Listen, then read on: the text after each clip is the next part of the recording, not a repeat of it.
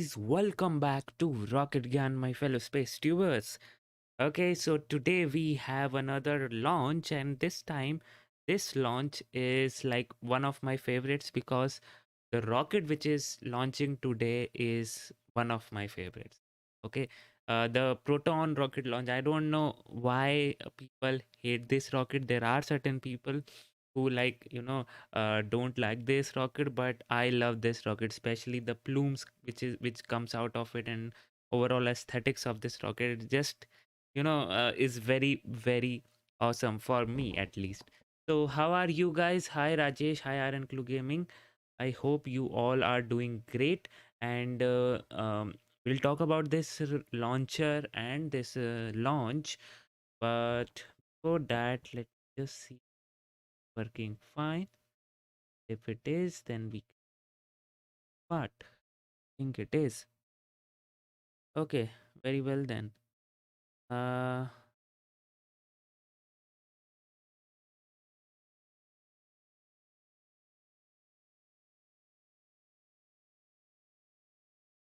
so talking about this launch, so this will be a launch carrying two satellites to synchronous transfer orbit. And these two satellites are the communication satellites from the Russia, and they are known as Express AMU-3 and AMU-7. We'll talk about the characteristics of this one, satellites, but before that, let's have a look at the rocket itself. Okay, and the rocket has like the payload capacity. Let me just tell you, the payload capacity is around 6.3 tons to geosynchronous transfer orbit, and 3.3 tons to geosynchronous orbit. So like at least this is also capable to for going on to into geosynchronous orbit.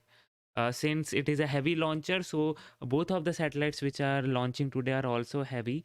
uh, they both weigh around 2.4 and 2.6 tons.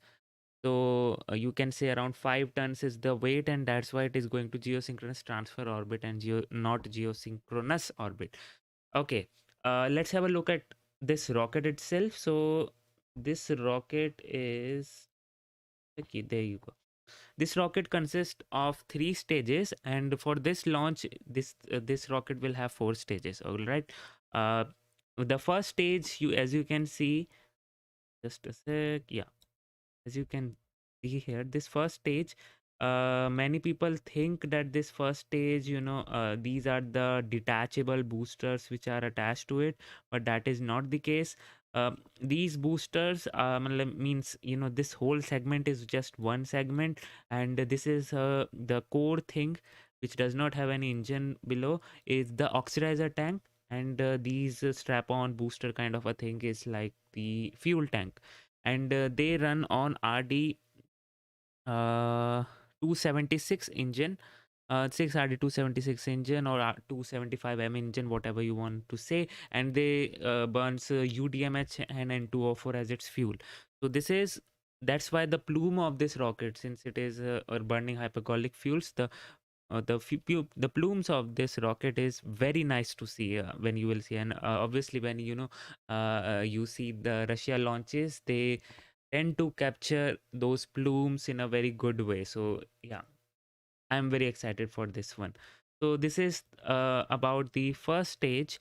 Then the second stage is again runs on a UDMH and N2O4 as its fuel, and this one has RD210 and RD211 engine, two RD20 and two RD11 engine. Let me just show you the exploded view, and you will be able to have a good idea with uh there you go. So okay, yeah, there are two RD210 engine and RD211 engine. See, there is not too much difference between them. They both perform almost the same function, and yes, they have the reason why you see this this this check kind of interstage is because these engines light up with the ignition sequence known as hot fire ignition, which means that when the first stage is still attached, the second stage fires up and comes up to full throttle. As you have seen with the Russian launches, especially Soyuz, that they take some time to come to full throttle, and that's why you can see in here also they are using hot fire ignition for this uh, rocket. And then we have the third stage. The third stage again runs on UDMH and R2 N204, and it uses RD213 engine and RD214 engine, and both of them are combined and forms RD212 engines. Okay, I'll show you the figure how these things look like, but yes, that is the thing. And then we have one more stage for this rocket. We don't have it here, but we have one more stage, that is the Briz-M upper stage, which is like the optional stage, and again it runs on UDMH and N204. And let me just tell you guys, this rocket is retiring soon, and the place of this rocket will be taken up by the Angara rocket, which is also like a great looking rocket.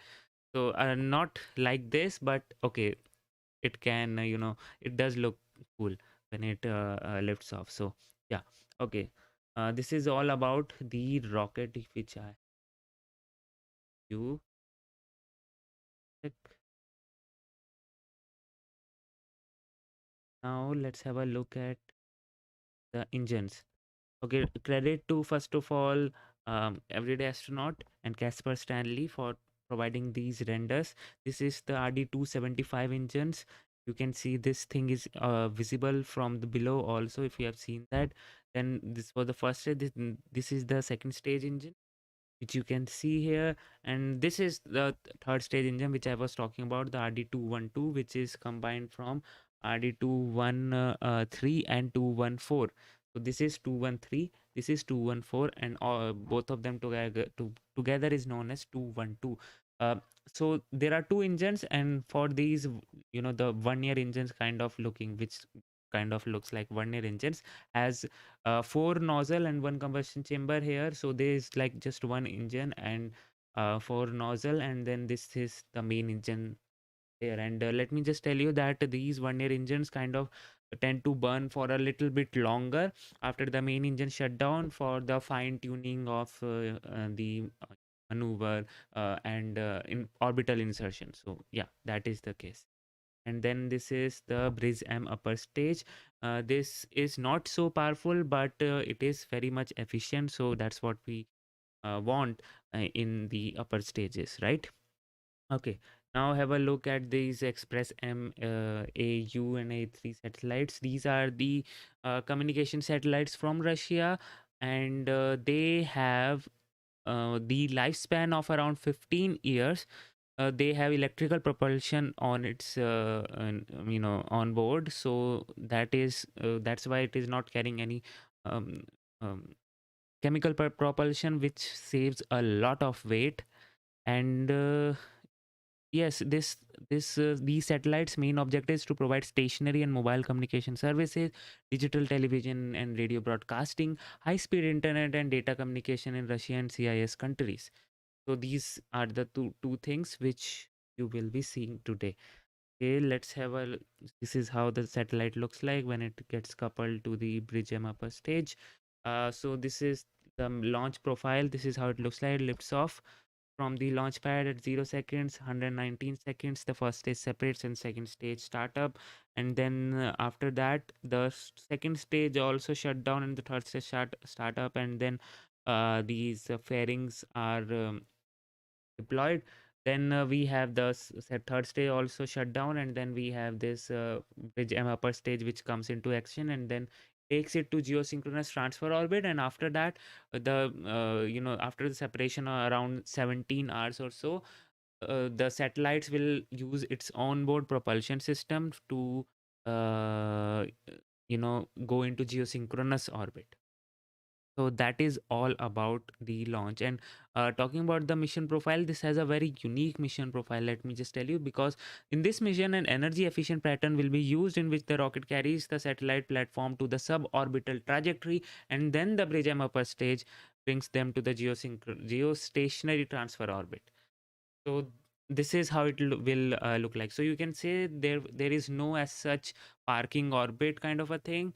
The whole rocket will try to push as far as possible, the upper stage as far as possible. So that's how it will look like.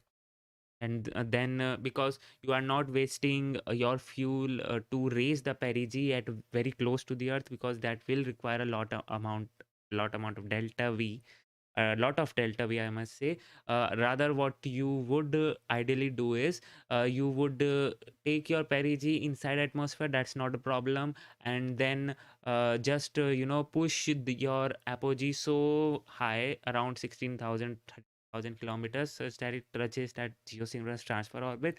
And then when the Briz-M upper stage, reaches that apogee, then you can just fire up for a little bit time, like 2-3 seconds, and it will just raise the perigee to your to up upper the atmosphere, to make the perigee come out of the atmosphere. Yeah. So that is the case here. This it will be using, and we have those who have played KSP, they know this is an efficient approach. Okay. So let's see if we have the telecast, and we'll be switching it. Hi, Nico the Protogen. Thank you so much for joining in. Good evening, everyone. Let me see. We have broadcast of the launch. Switch over to that.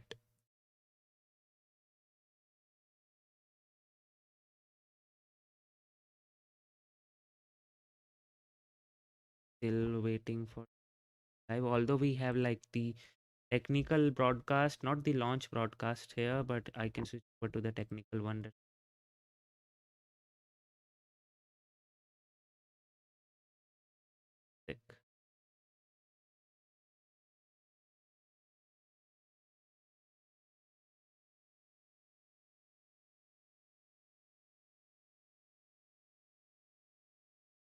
Okay, okay.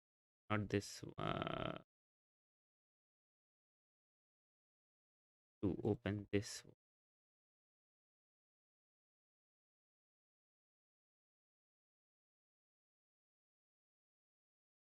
Things sorted out as that does not mean. Okay, wait.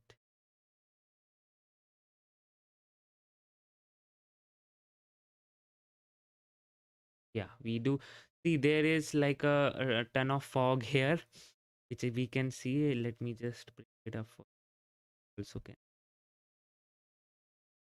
Oh, there you go.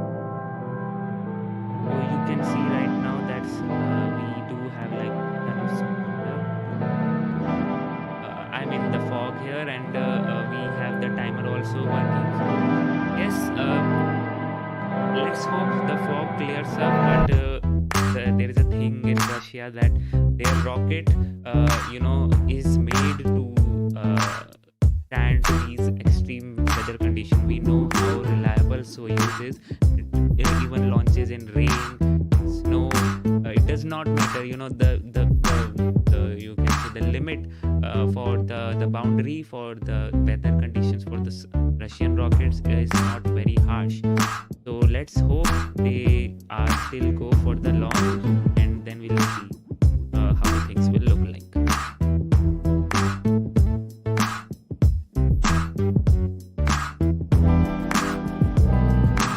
So if you have any questions for me, you can surely ask me. We don't have a sound in here for some reason. I think that's how the background is.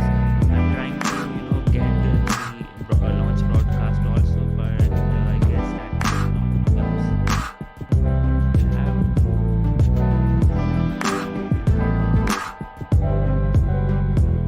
music. Wow. Was this music? Thank you so much for uh,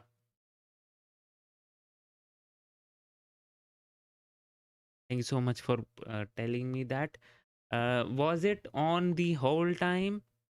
Seriously, I didn't see that, or everything was fine. Right now, only it came.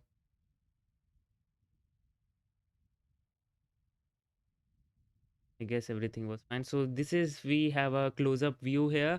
So I was saying, yeah, if you have any, questions for me, you can ask me. Right now, this is the thing which I was saying is that the Soyuz, in the Russian rockets are very tough. So they don't have like very harsh weather conditions. Okay, okay. Thank you so much. Then it's fine. I thought everything which I have said is gone in trash. I'll update the timer also. I'll have to think. Just check.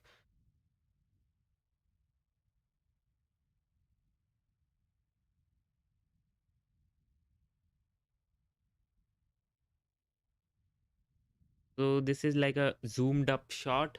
And as I said, these a booster looking kind of a thing are not boosters. This is whole first stage which has like 6 engines on it, and those white booster stages kind of a thing are the fuel tank, and the core stage is the oxidizer tank. Hi, Belly and Jelly, how are you? I am fine, and hope the same for you. Okay.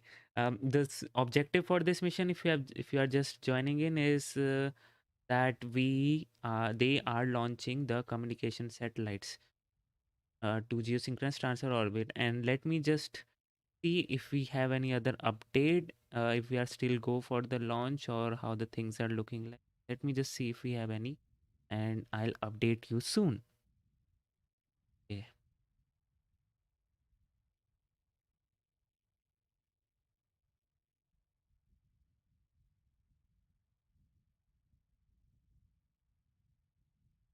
See, there is one more broadcast in here, I guess, but that is in like Russian, that has actually commentary on it.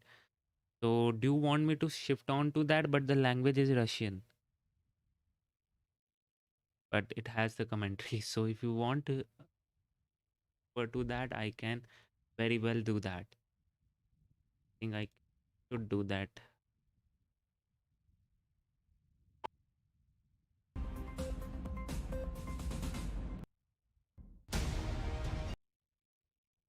Okay. Check. Географическом центре великой страны. Крупнейшая группировка геостационарных спутников связи, эффективное управление и космические перспективы. Точность, надежность, работоспособность. На что еще способен разгонный блок Briz-M. Okay. But please, guys, I'm telling you again that yes, it will have music and all those things, but the language is Russian. Экспресс АМУ-7 и Экспресс АМУ-3 коммерческие If we have Russian friends in here in the chat, please translate it for all of us so that we can also understand it. входящие в состав госкорпорации Роскосмос. Юль, надо сказать, что космические аппараты, построенные в Сибирском и Железногорске, без преувеличения составляют основу орбитального флота нашей России. Как устроены и что могут сибирские экспрессы, нашему корреспонденту на Байконуре Николаю Вдовину рассказал генеральный директор компании, которую неофициально, но по праву называют местом рождения спутников, Николай Тестоедов.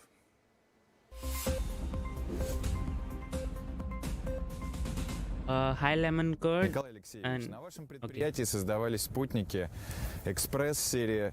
Для чего их предназначение и какие... The next ISRO launch, we are expecting in January only the PSLV launch, so let's hope we get that. Спутники «Экспресс» — это самая современная серия космических аппаратов, предназначенных для обеспечения связью, телевидением, интернетом. И они крайне востребованы, особенно для регионов Сибири, Дальнего Востока и Севера. Созданы аппараты на унифицированной, отработанной ранее платформе «Экспресс-1000», и вы правильно упомянули аппараты «Экспресс-80» и «103», которые летают на этих же платформах. Отличие спутников в том, что каждый из них, занимая свою отдельную орбитальную позицию, обслуживает разные регионы, разными частотами, разными зонами покрытий, поэтому все эти аппараты отличаются полезной нагрузкой, но с точки зрения платформы обеспечивающий полезную нагрузку, и всего, что связано с ракетно-космическим комплексом, это абсолютно унифицированные аппараты. Как сегодня будет проходить выведение аппаратов на рабочую орбиту и когда начнется их эксплуатация? Данный пуск является очень оригинальным с точки зрения выведения.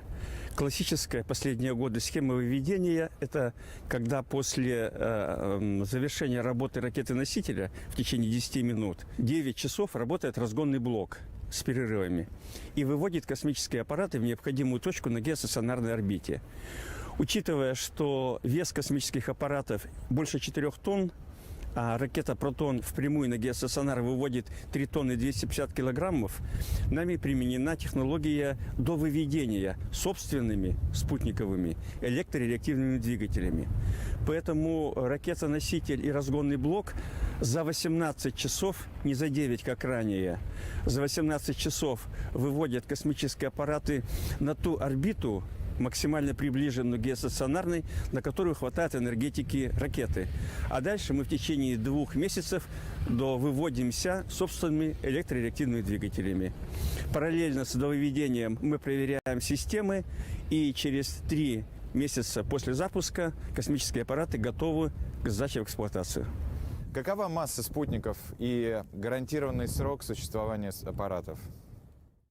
Великолепное решение, отработанное нами совместно с кооперацией, заключается в том, что масса спутника может достаточно широко варьироваться. И аппараты серии «Экспресс-1000» в нашей практике имели вес и 1350 килограммов, и 2400.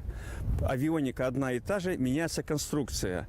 Но это позволяет нам набирать космические аппараты, например, для парного запуска.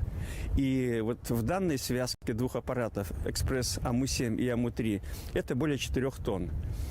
Срок активного существования – это 15 лет. 15 лет сегодня это уверенная работа электроники. И для того, чтобы продлить срок жизни спутника, мы его заправляем топливом еще на 2-3 года дальнейшей работы. Это всегда оправдывается, потому что такие спутники востребованы, и за 15 лет службы, работы для нашей страны они не устаревают морально и технически, и обычно продолжают работать дальше. Ну, если забегать вперед, какие в будущем спутники предполагается делать? Как платформа будет модернизироваться? Есть понятие эволюция, есть понятие революция. Эволюционно эти спутники будут просто совершенствоваться. У нас есть аппараты серии «Экспресс-2000», которые в 2 раза тяжелее. Мы непрерывно дорабатываем бортовые приборы, полезную нагрузку, и они становятся все более эффективными. Но есть революционные решения, такие как многоспутниковые системы.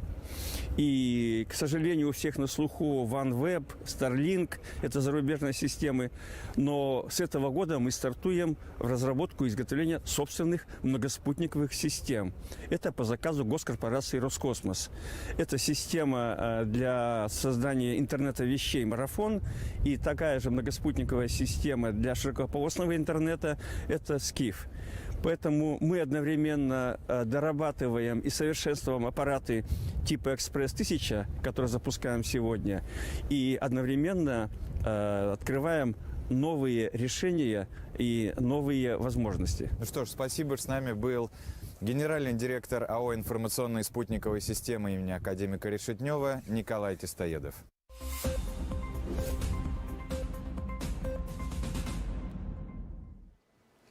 Первый пуск комплекса Proton-M Briz-M состоялся 20 лет назад, в апреле 2001 года. Тогда в космос был выведен телекоммуникационный спутник «Экран М-18». Кстати, надо отметить последний спутник этой серии. Эстафету у «Экрана» приняли телевещательные аппараты серии «Экспресс». Надо напомнить, Юлия, что, собственно, предыдущий пуск российской тяжелой ракеты с Байконура состоялся относительно недавно, летом, в июле. Мы вместе с вами наблюдали, как Proton-M вывела на орбиту новый уникальный модуль «Наука», который стал частью российского сегмента Международной космической станции. Сегодня есть прекрасный повод вспомнить этот исторический старт.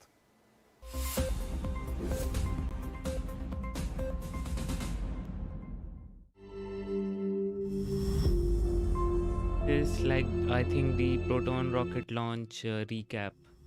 Sorry, the Nauka rocket launch. The Nauka module. Well, the Naoka also has its own story associated with it. But as you can see, the Proton rocket launch looks amazing when we have like the actual view and proper view. And this is the ISS for the Naoka module. And the Naoka also had like, oh, those bursts look amazing. But everybody knows what happened when with the Naoka actually. But at the end, it was a happy ending.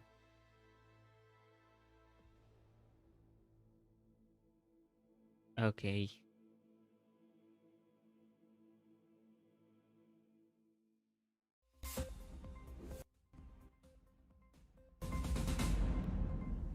Протон-М – это продолжение славной серии тяжелых ракет-носителей УР-500, разработанных в КБ конструктора Владимира Челомея. Первый пуск с космическим аппаратом на новой двухступенчатой ракете состоялся еще в июле 1965 года. С тех пор ракеты «Протон» разных модификаций выводили в космос орбитальные станции «Салют», модули комплексов «Мира», МКС и тяжелые космические аппараты самой разной направленности. От своего предшественника ракеты «Протон-К» ракета-носитель с буквой «М», что значит модернизированная, отличается улучшенными энергомассовыми, эксплуатационными и экологическими характеристиками. Hi Brian, I did watch the launch on Saturday. The launch is actually, those launches are kind of fun to watch because we get to hear the voices of the travelers or the tourists. So yes, I have watched it, and obviously I can't miss the landing now. So yeah. So right now you can see these are the specifications which you are seeing: the 276 engine, then the second stage, which has its own 210 3 unit and 211 1 unit. Is like total 4 engines are there. All of them runs on UDMH and R204. These are the separation motors. Will fire up, and obviously the 2 satellites which are placed on top of each other inside the fairing. This is the third stage with the 1 engine. There you go, RD213 engine. Basically, which is like which has 2 engines, 212 and 214. And then the Briz-M upper stage.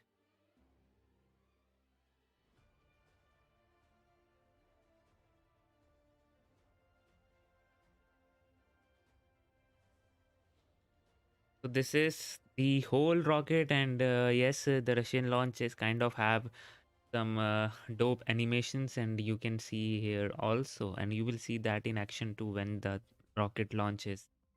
Hopefully we get to see some cool views, but fog is there. М неоднократно выводила на орбиту отечественные телекоммуникационные спутники. Все пуски прошли успешно. Подробнее в нашей справке.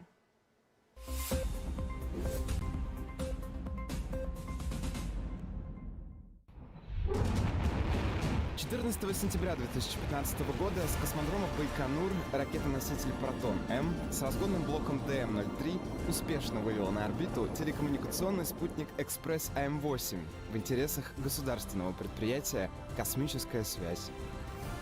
25 декабря 2015 года с космодрома Baikonur ракета-носитель Proton-M с разгонным блоком Briz-M успешно вывела на орбиту телекоммуникационный спутник Ekspress-AMU-1 в интересах государственного предприятия «Космическая связь».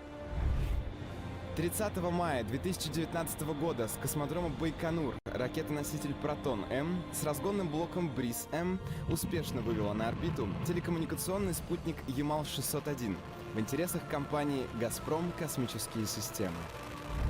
31 июля 2020 года с космодрома Baikonur ракета-носитель Proton-M с Nuclear rocket. Okay, so US is working on nuclear rocket, so Russia will also be working on it.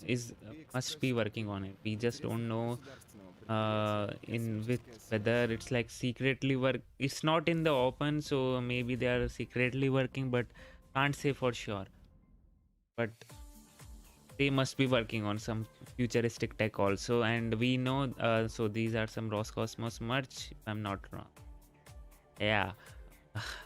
Okay, they have like the coolest merch I have seen in recent times.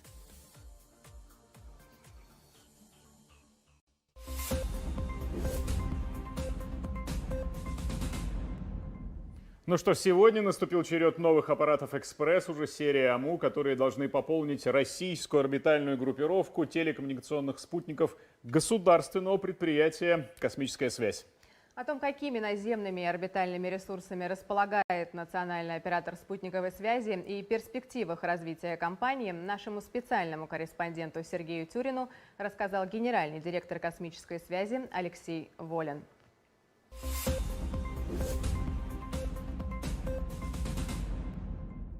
Алексей Константинович, спасибо вам, что согласились с нами поговорить в преддверии запусков космических аппаратов «Экспресс». Сотрудничество космической связи с Роскосмосом, в чем оно проявляется сейчас, как оно может развиваться в будущем? Государственное предприятие «Космическая связь» — это крупнейший оператор спутниковой связи Восточной Европы и в СНГ, потому что это еще и значительная часть Азии. На сегодняшний день наша спутниковая группировка насчитывает 12 спутников. Один из них сейчас как раз находится в процессе вывода из эксплуатации, остается 11. Но с учетом предстоящего запуска мы пополним ее 2 спутниками, и таким образом на орбите будут находиться 13 космических аппаратов. Космическая группировка поддерживается наземной инфраструктурой. Без Роскосмоса космическая связь просто бы не существовала. Именно благодаря Роскосмосу наши космические аппараты выводятся на орбиту. Космические аппараты сегодня производятся на предприятиях Роскосмоса. Мы видим, что наше сотрудничество с Роскосмосом может развиваться, в частности, по линии ГЛОНАССа. Кроме этого, я думаю, что будет все больше и больше новых сервисов. В программе «Сфера» заложено несколько проектов. Один из этих проектов непосредственно касается нас. Это как раз модернизация геостационарной спутниковой группировки. Второй – это высокоэллиптические спутники, как раз которые необходимы для освоения районов Арктики и Крайнего Севера. Это проект 4 космических аппаратов «Экспресс-РВ». Возвращаясь к спутникам «Экспресс» серии АМУ-3 и 7, которые будут запускаться с Байконура. 3 он работает как для России, так и для территории всего земного шара. 7 он все-таки исключительно для России будет задействован. А серия «Экспресс» при ее расширении будет увеличивать охват территории? Да, мы уже сегодня работаем более чем в 50 странах мира, оказывая там услугу. На сегодняшний день мы охватываем почти 70% земной поверхности. Количество стран и количество территорий будет увеличено. Мы где-то поднимаем телевидение, где-то даем интернет, где-то обеспечиваем спутниковой связью воздушные суда, где-то морские. Космические аппараты «Экспресс AMU-3 и AMU-7 будут обслуживать северные широты. Почему для России именно важен северный регион страны?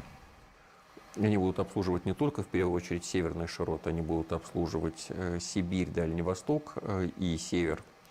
Но вы совершенно правы, что Северу в последнее время уделяется очень большое внимание, и для нас как раз очень важно, что при помощи запускаемых аппаратов мы в том числе можем покрывать территорию Северного морского пути, потому что спутник вообще применяется там, где ничего другого применить нельзя. Если мы будем говорить про районы Севера и Арктику, то это как раз те районы, где мы имеем очень небольшое количество населения, рассредоточенного по большой территории.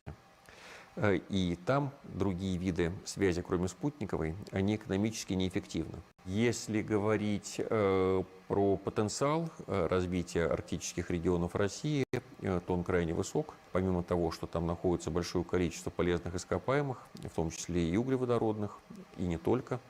Там есть и минералы, и очень важные, и очень ценные. Мы знаем, что есть прогнозы, в соответствии с которыми примерно в ближайшие 10 лет только вахтовым методом на север отправится работать порядка 200 тысяч человек. Это помимо тех, которые плавают. И для них, конечно же, необходимо также обеспечить хорошие цивилизованные условия, которые сегодня немыслимы без связи. И опять-таки это связь спутниковая. У нас вообще в последнее время много планов разработано по освоению арктической зоны. Это и строительство портовых сооружений, это Северный морской путь, по которому в ближайшее время должно проходить, согласно прогнозам, более чем 1000 судов в год. Это ледокольная проводка, а при этом мы видим, что люди, которые отправляются служить во флот или работать на торговых судах, они хотят иметь все блага цивилизации, к которым привыкли на суше и на земле. Более того, нам все равно надо будет создать ситуацию, при которой пользователь на земле вообще бы не задумывался на тему, откуда он получил связную услугу. Как сегодня, когда вы пользуетесь мобильным телефоном, вы не задумываетесь на том, в какой соте вы находитесь и через что эта сота запитана. То же самое необходимо сделать и со спутниковой связью.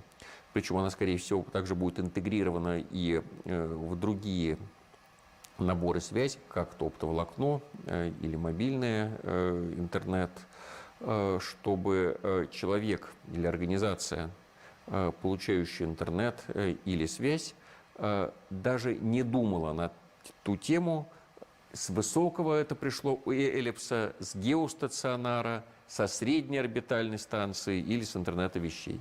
Услуга оказана, а каким образом, это уже операторы договариваются между собой и делают удобный сервис. Предыдущие аппараты Экспресс серии АМУ производились в Европе. Спутники Экспресс AMU-3 и AMU-7 сделаны в ISS-Reshetnev. Каким образом происходила переориентация производства из Европы в Россию? У нас никогда не было особой ориентации в производстве космических аппаратов на Европу, потому что, начиная с 1994 года, было запущено 22 космических аппарата. Из них только 2 были полностью иностранными. 20 они были российского производства. Что касается работы с ISS-Reshetnev, ISS-Reshetnev наш хороший стабильный партнер. Очень многие наши аппараты делаются этой компанией. Ну, конечно, скажу честно, мы как заказчики, мы как эксплуатанты, конечно, были бы за развитие конкуренции. Мы с большим удовольствием бы выступали за то, чтобы у нас и на рынке было несколько игроков. Другое дело, та ситуация, которая сегодня сложилась, когда, к сожалению, из-за санкционного давления, из-за ограничений, которые возникают, допуск целого ряда игроков или компонентов на российский рынок становится крайне ограниченным. Это заставляет больше надеяться на собственные силы. И здесь то сотрудничество, которое у нас есть с нашими производителями, играет очень большую и важную роль. Я думаю, это прекрасное завершение нашего интервью. Хочется пожелать успеха запуску космических аппаратов «Экспресс». Спасибо большое.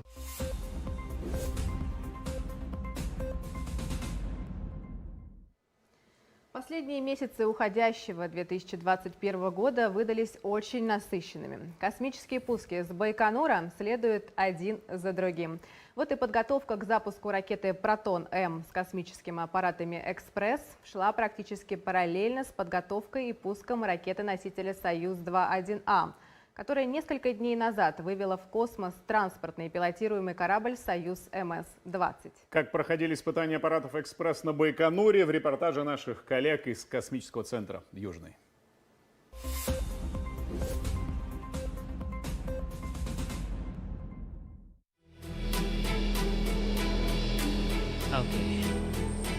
Аппараты серии «Экспресс», геостационарные телекоммуникационные. At the talk, so now I think they are telling about the payload integration and everything. So yeah, that is the thing.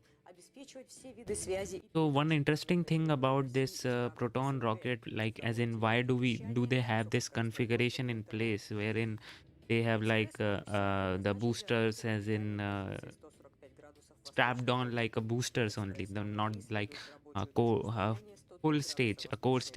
The reason is the logistics. They transport proton using the trains, and they have like width limit on how much that train can transport, the width.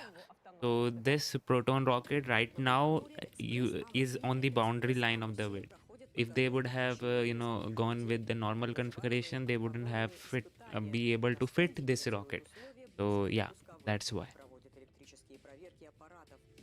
Оценивают, как они будут реагировать на команды, выданные с Земли.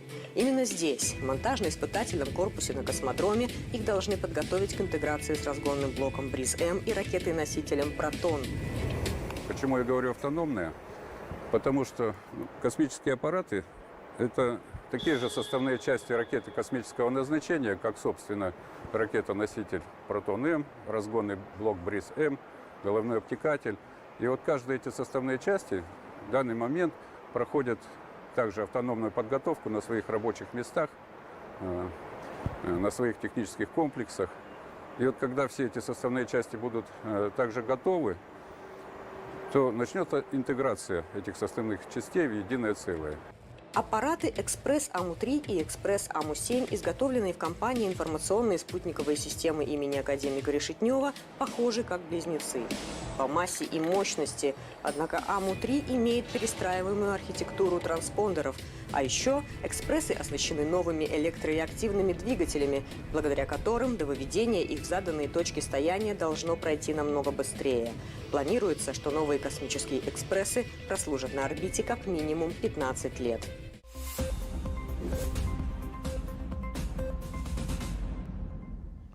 В прямом эфире Роскосмос, в прямом эфире Байконур. О подготовке к пуску тяжелой ракеты-носителя «Протон-М» и особенностях стартового комплекса «Протона» нашему корреспонденту Николаю Вдовину рассказал начальник Центра организации и контроля испытаний филиала Цинки космический центр «Южный» Николай Козельков.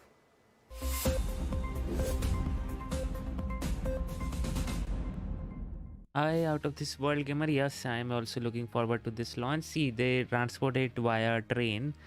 You can see it here, and it is like taking up as much space as possible right now. And right now you will be seeing the thing how this proton rocket is assembled. Not assembled, actually is lifted onto the launch pad. Экспресс. В ее основе 6 маршевых двигателей РД-276 производства «Энергомаш». А стартовая масса протона 705 тонн. Мы находимся на стартовом комплексе 8P882К4F, который предназначен для обеспечения пусков ракет космического назначения Proton-M с разгонными блоками Briz-M и разгонным блоком 1CS-861. Это уникальный ракетный комплекс, который позволяет выполнить эти задачи с тяжелой ракетой космического назначения. Николай Николаевич, скажите, вот чем принципиально отличается стартовый комплекс под ракет-носитель «Протон» от стартовых комплексов для союзов? Ракета космического назначения здесь в заправленном состоянии весит 700 тонн. Ракета космического назначения «Союз» заправленная и подготовленная к пуску порядка 300 тонн.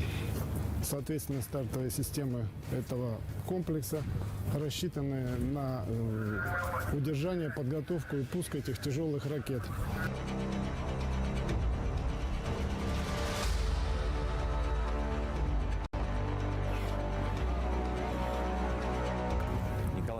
Я вот вижу, что стол стартовый разделен, 2 газохода сделано. Почему так сделано?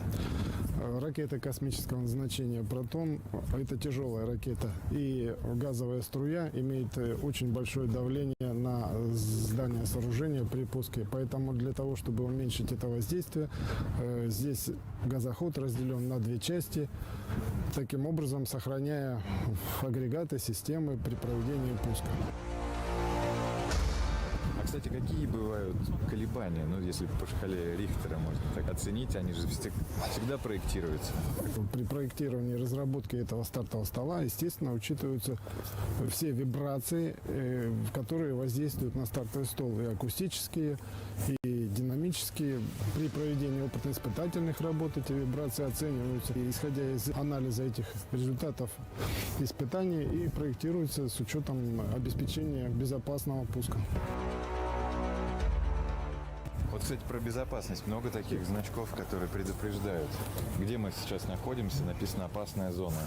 Ну, вот за этими ограждениями работает расчет сейчас в настоящее время, который обеспечивает контроль вертикализации изделия. После вертикализации изделия начинаются уже непосредственно стыковка, электрические проверки изделия. После доклада их о том, что контроль вертикальности проведен и он соответствует требованиям эксплуатационной документации, вот это красное изделие, это обеспечение давлением баков, оно будет снято, и, соответственно, ракета космического назначения перейдет на обеспечение давления в баках изделия от наземной системы. Уникальность этого комплекса еще заключается и в том, что этот комплекс обслуживают, обеспечивают, и на этом комплексе работают люди, которые, скажем так, с 1980-х годов здесь работают и, несмотря ни на что, не покидают космодром.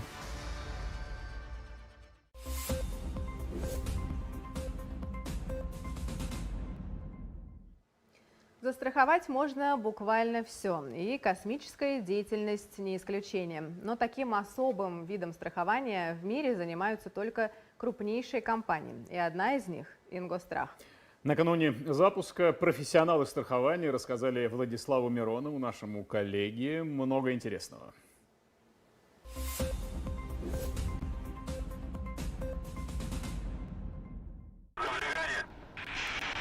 Смотреть на пуск ракеты – удовольствие бесплатное, а наблюдать за серией безаварийных пусков длиной в 3 года – бесценное. Мы редко задумываемся о том, что каждый такой пуск – сложнейшая задача, требующая вложения немалых средств и огромных усилий всех вовлеченных специалистов. И чтобы свести к минимуму возможные финансовые потери, в космической отрасли вот уже несколько десятилетий действует особая система страхования. Мы приехали в музей страховой компании «Ингострах», чтобы выяснить все о том, как сегодня страхуют космические аппараты. И рядом со мной заместитель генерального директора «Ингостраха» Алексей Галахов. Алексей, здравствуйте. Сразу первый вопрос. Мы все привыкли к КАСКО, к автогражданской ответственности, к страхованию жизни, имущества. И вот, наконец, космическое страхование. Как, по-вашему, в чем его основная специфика и отличие от других видов? Судя по всему, не так уж и привыкли вот все-таки, потому что не вошло еще в обиход каждого человека страхование, даже КАСКО, вами упомянутое. Но если говорить о космическом страховании, то это точно не повседневность, это огромные страховые суммы, это высочайшие риски, это помимо математических величин, это потрясающая эмоциональность и зрелищность. И, конечно, это скоротечность прохождения риска. А кто основной приобретатель космических страховок сегодня? Если мы говорим о Российской Федерации, о нашей стране, то, в общем, клиентов немного. Основных потребителей российских 2 крупнейших. Они всем известны. Это наш Роскосмос. И второй клиент – это государственное предприятие космической связи. К этому необходимо добавить, что Роскосмос продолжает быть, и Россия, заметным активным игроком на глобальном космическом рынке. И многие клиенты, которые покупают наши полисы здесь внутри страны, иностранные, которые пользуются нашими площадками, нашими космодромами, нашими стартовыми комплексами и нашими ракетами-носителями. То есть они им доверяют, выводя, к примеру, свои спутники на орбиту. Понятно, что именно мы страхуем, когда мы говорим, там, например, про ОСАГО, да? Понятно, что мы страхуем, когда говорим про жизнь. Что мы страхуем, когда мы говорим о космическом страховании? Что именно? Мы покрываем страхованием весь жизненный цикл, начиная от производства космического аппарата на заводе-изготовителе, его транспортировка, его доставка на стартовый комплекс, его подготовка к запуску и, наконец, кульминация, запуск, вывод на орбиту, и на этом, как правило, страхование заканчивается. Есть расширительные программы, когда страхуется и нахождение на орбите, ну а жизненный цикл заканчивается тем, что когда космический аппарат, это не так часто происходит, заканчивается свой жизненный цикл, мы страхуем ответственность при его затоплении. А если говорить в цифрах, вот на самом деле, сколько стоит страховка запуска? Ну, я хочу сразу сказать, дороже, чем КАСКО. Да, ну, это понятно, но все равно примерно хотя бы. Миссия стоила 20 миллиардов рублей. 20 миллиардов рублей. Это стоимость всей миссии и выводимых спутников, и ракеты-носителя. Ну, если несложным действием умножить это на, условно говоря, 8-10%, то цифры, конечно, космические. Это столько выплатит Ингострах? Это столько заплатит нам страхователь. Ингострах выплатит 20 миллиардов за 8%. И это достаточно высокая стоимость сейчас, которая во многом и в том числе определяется не самой мягкой конъюнктурой наших рынков-партнеров зарубежных, которые участвуют в перестраховании этих рисков также. Сегодня в космос полетят еще 2 спутника космической связи на том же Протоне. Они застрахованы? Они застрахованы. Вами? Они застрахованы, да. В том числе нами, с участием наших российских партнеров, но основной страховщик, лидер этого договора, это компания «Ингострах». Первый советский искусственный спутник Земли начал космическую эру... Okay, so we are under T-minus 9 minutes and counting. Everything is looking great for the launch. Only concern is the fog, but that's for the visibility issues for us. Yeah, it's issue for us, but not for the rocket. And yes, it is bound to lift off at T-minus 8 minutes and 30 seconds in counting. So just, hang on for some time more and you will see amazing show put up by the Proton rocket, hopefully. Because every time the Proton rocket launch is indeed very beautiful. So let's hope this is the case this time also. Страховая защита не понадобилась, и вот это отправная точка. То есть 31 год. Какие вообще открываются перспективы у рынка космического страхования, по вашей оценке? Если говорить о цифрах сначала, этот рынок в районе 8-10 миллиардов рублей в год. Это по объемам тех премий, которые уплачиваются на страховой рынок.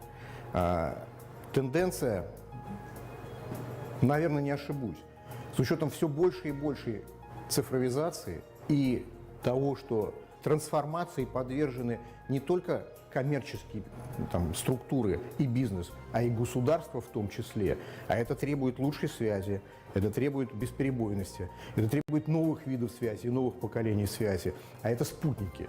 И перспективы, конечно, в ближайшие десятилетия, они, наверное, впечатлят всех нас. Космический каско? Космический каско, купленный онлайн в виде коробочного типового продукта. Вопрос суммы, вопрос способа. Поверьте, мне кажется, что это правда будет.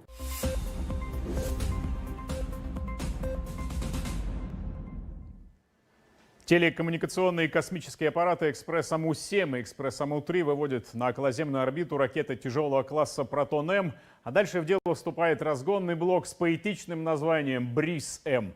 И Протон, и Briz-M – детище космического центра имени Хруничева. И к нам в студию пришел специальный гость сегодняшнего эфира. Это Сергей Старовойт, главный конструктор космических ракетных комплексов Proton-M и комплексов разгонного блока Briz-M. Сергей Сергеевич, приветствую. Здравствуйте. Спасибо, что наше время. Сразу первый вопрос.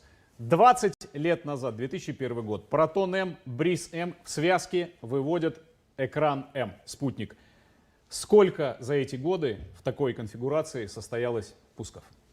Ну, в данной конфигурации разгонного блока Briz-M и Proton-M состоялось уже на сегодняшний момент 105 пусков, и мы с вами сейчас наблюдаем 106-й пуск по счету. 106-й? Так точно. Цифра не круглая, но более чем впечатляющая. Сергей Сергеевич, 106-й сегодня пуск, 105 уже было. Наиболее значимые, по вашей оценке, пуски, при которых использовался вот этот вот наш замечательный разгонный блок Briz-M. Это связка, да. Ну, в принципе, в моем понимании, хотелось бы отметить, в первую очередь, это запуск космических аппаратов Ekspress-8 и 103. Данный пуск состоялся в 2020 году. Особенность данного пуска заключается в том, что время выведения составило порядка 18 часов, и при этом работа самого разгонного блока составила порядка 22 часов. Вот. Также хотелось бы отметить запуск космического аппарата Ekspress AM-44. Okay, we are heading towards the launch. We are under 5 minutes and counting. Everything is looking great. Uh, let's just wait and let's hope this rocket launches today. And yeah, of course, the fog clears. Геостационарная орбита. Так точно. Вот. Okay, И что it's, I касается think, массы вводимых okay, let спутников, it be. масса составила 3700 килограммов, что в свою очередь является рекордом, да, для данной Or maybe I орбиты. should switch over. Just a Также second. в Better этот if I ряд switch хотелось бы over now. добавить запуск космического аппарата Why not? Экоспар-21. Right? Данный пуск Okay. состоялся в 2017 году. Космический аппарат выводился на ГПО, это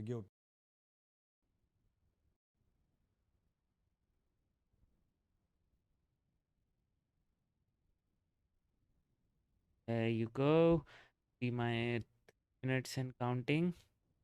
3 minutes and 41 seconds and counting. Guys, this is happening right now. Okay, yes, it's a big Xmas tree. For sure. It was actually when Big Xmas tree was the Soyuz for MS-20. Then, the was being transferred to the launch pad.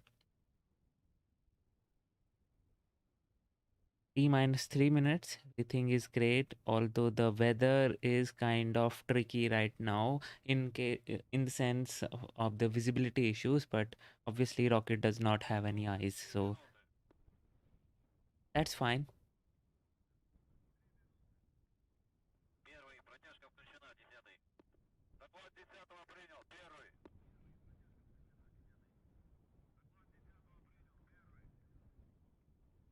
Minus 3 minutes and counting.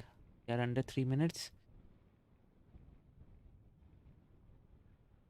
Let's hope we get a good show put up today. And again, if thank you so much, David Kumar. If you are just joining in, let me just tell you that the rocket which you are seeing in front of you is a Proton rocket, which is carrying 2 communication satellites to the geosynchronous transfer orbit.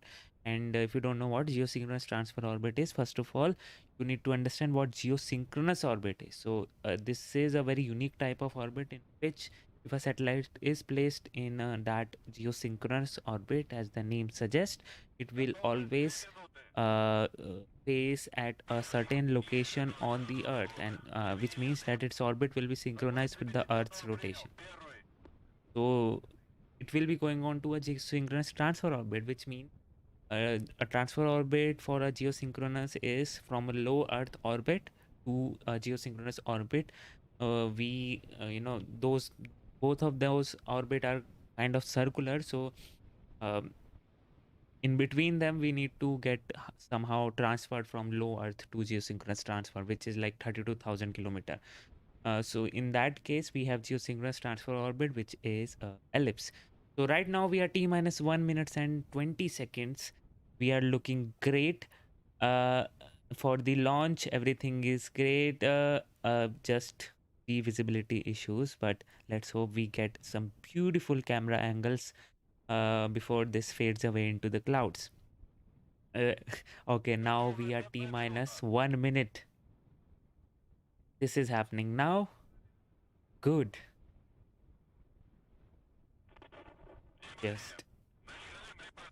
Just wait and relax now. Enjoy the show.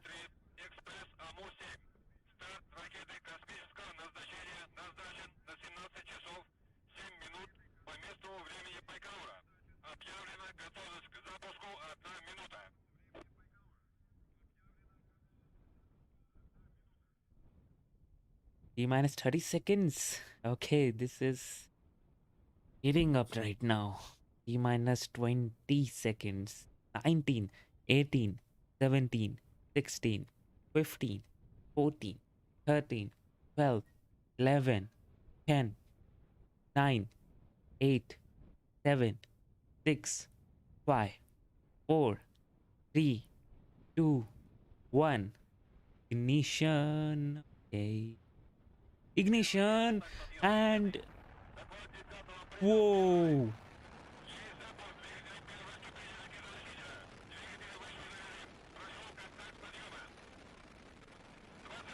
That is simply amazing.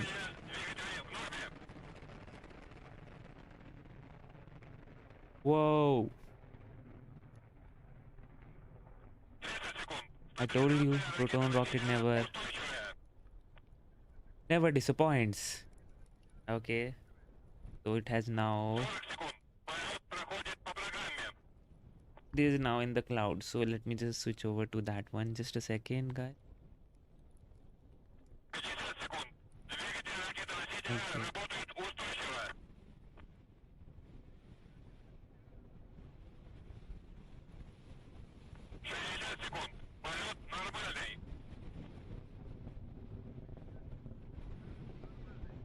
Okay, yeah.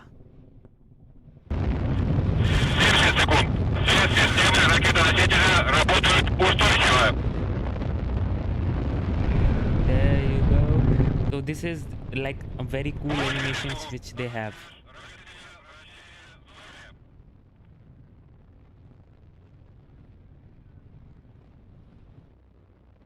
-1. Is it like having two voices in here? This is a cool looking shot, right?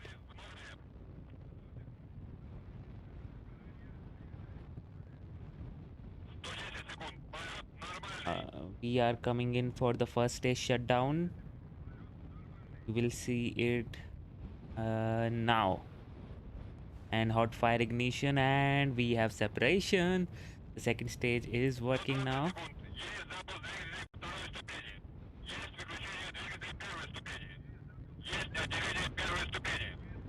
Exactly. The speed is around 6,900 kilometers per hour. Everything is looking great. The second stage is firing up. This has 4 engines in total, and it will fire up for quite a long time now. After this, okay, so talking about the mission profile for this launch, this has a very unique profile in which it will not have the perigee, which is the lowest point in the orbit above the atmosphere, because what it will do is it will just push the whole rocket to gain as much apogee as possible. And if you have played KSP, you know that burning at apogee to raise the perigee is very fuel efficient, rather than burning it very close to the earth. So this is how the thing will look like today. This will just push the apogee as much as possible for the geosynchronous transfer orbit, and when the Briz-M upper stage will go to the apogee, it will fire up the engine for like few seconds, which will just take the periapsis from to above the atmosphere.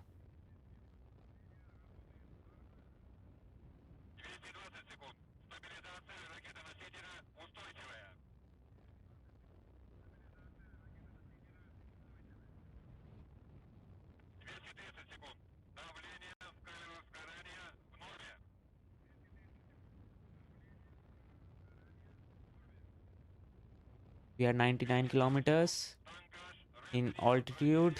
We should be seeing the fairing jettison soon. You must be wondering why it has not jettisoned by now, because already it has cleared the atmosphere. Good point. It's just about the aerodynamics, you know. You don't want to jettison fairing when the engine is at full thrust. That's how they work. So it will wait for the. Also, sometimes it is like, you know, you have excess fuel, so you carry excess weight with you so that you spend that fuel and you don't overshoot your orbit. So sometimes it is that also. So have to wait. Everything is looking nominal. 13,000 kilometers per hour, 115. It's well above the atmosphere. That is for sure. It's still carrying the fairing. That must be for, you know, maybe it has excess fuel, because rockets are like, you know, when rocket does not carry the payload it is intended to carry. Sometimes, and most of the time, it carries a mass simulator with it, because you don't want to rewrite all those rocket equations and everything again for a lighter rocket. So that's why most of the rockets, what they do is, if they have a lighter payload, then there you go, stage separation, and we have the third stage ignition, and now we will see the fairing separation coming in hot, and those four one-year engines and one main engine burning. Fairings, yeah, there you go, the fairing separation confirmed. Looks great. Okay, yeah, I was saying, what was I saying? I forgot.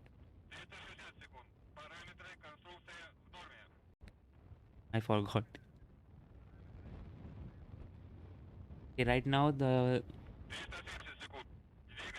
main engine cutoff, third engine cutoff will take some time, but we are already 17,000 kilometers an hour.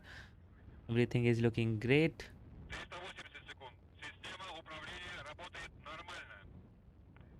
As you heard, everything is looking nominal. And yeah, I was saying those four one-year engines, those will burn for a bit longer than the main stage. I guess we'll have to see how the things will look like for this launch, because it has that upper stage also for fine tuning, so we'll have to wait. But normally what happens is, those one-year engines burn for a little longer than the main engine, just to those one-year engines kind of, they are not actually the one-year engines, but those smaller engines have less thrust, so it is easier for fine-tuning your orbit at the very last moment for orbital insertion.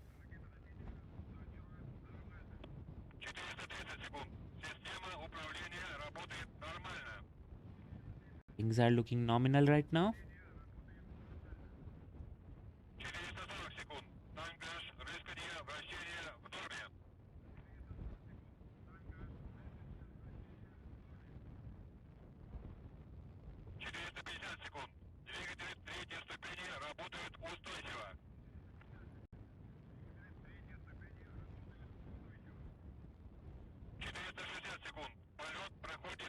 And let me tell you that the combined payload weight for both the satellites is around 5 tons. So it is actually taking around 5 tons plus Briz-M upper stage to the geosynchronous transfer orbit. So yeah, that is one thing which you need to know.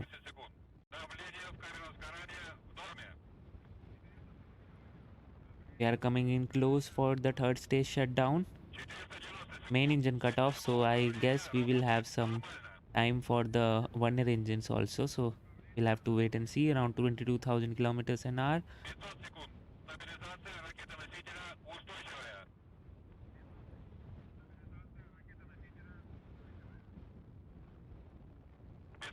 The performance is nominal.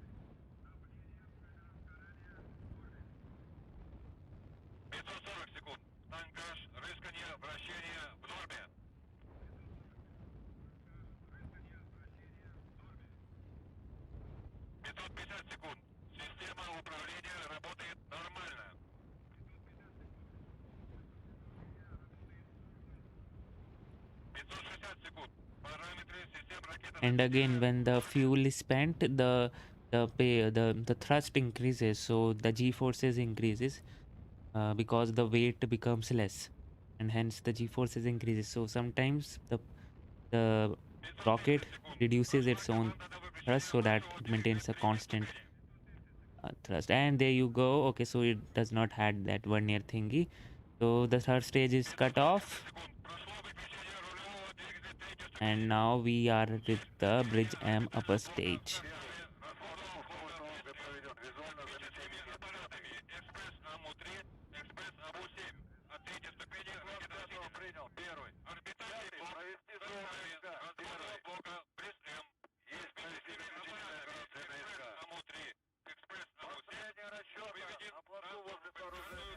Whoa.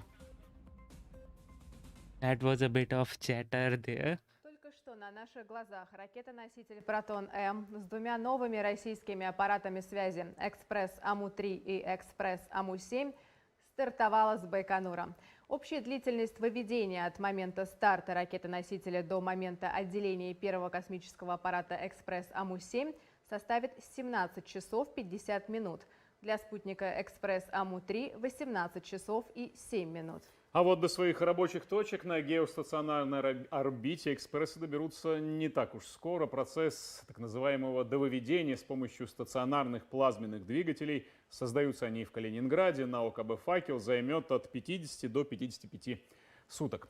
Добавлю, что за ходом миссии экспрессов можно, да и нужно следить на официальном сайте и в социальных сетях Роскосмоса. Спасибо всем, кто наблюдал за сегодняшней трансляцией. Трансляцию пуска связки ракеты-носителя Proton-M и разгонного блока Briz-M с двумя космическими аппаратами связи серии «Экспресс» провела команда Roscosmos ТВ и телевизионный отдел космического центра «Южный».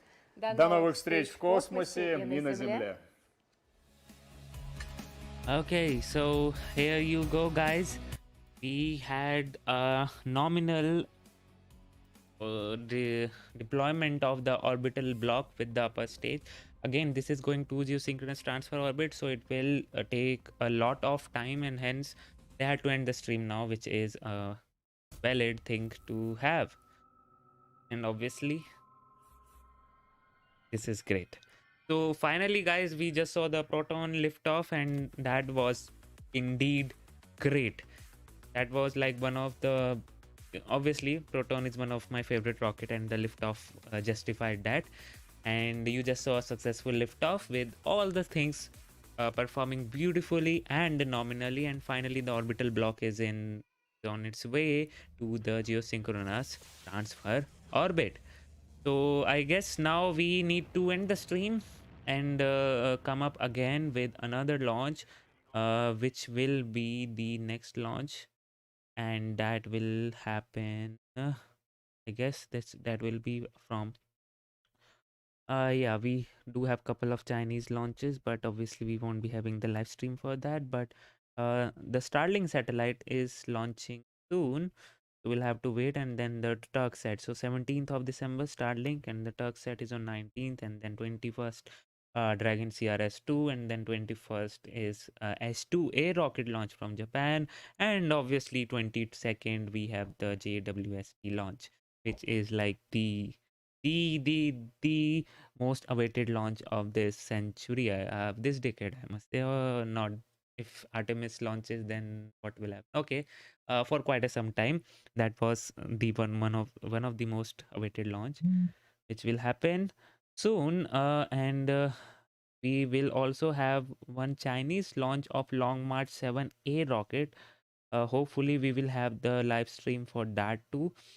We are not sure for what will be the mission type and everything, but let's hope we'll have one launch. So we do have like couple of launches, and if we are lucky, we'll be able to see the Angara rocket launch also. So we do have like a busy days ahead, so let's hope we get to see each and everything. And thank you so much for everything, for all your support, and thank you so much Out of This World Gamer. I'll catch you up on the next stream. This was a great launch as always, and I'll catch you on with Starlink or the Turksat launch, whatever happens first. And until then, this is Pian Shuroila. You just saw Rocket Gyan. Stay safe, stay healthy, and